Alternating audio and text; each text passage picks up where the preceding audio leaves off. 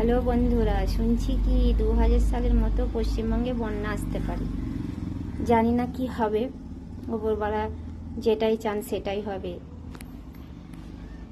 তা বন্যা হলে গরিব মানুষরা অসুবিধায় পড়ে যাবেন। যাদের মাটির বাড়ি তাদের দেখা যাবে কি মাটির বাড়িগুলো সব ভেঙে যাবে। আর যারা মধ্যবিত্ত পরিবারের মানুষ তাদের আর্থিক সংকট দেখা দিতে পারে। আর কি চাষিরা অসুবিধায় পড়ে যাবেন। আর হচ্ছে গিয়ে কি যারা বালি বিক্রি করেন তাদের জন্য তো খুব সুবিধা হয়ে যাবে, কারণ বন্যা আসলে নদীতে অ্যাভেলেবেল বালি আসবে। নদীর যা অবস্থা, বালি তুলে তুলে বালি বিক্রি তারা যেভাবে নদীকে গর্ত করে ফেলেছে, তাতে নদীর সৌন্দর্য তো মোটেও নেই। তো বন্যা আসলে আবার নদী তার সৌন্দর্য ফিরে পাবে।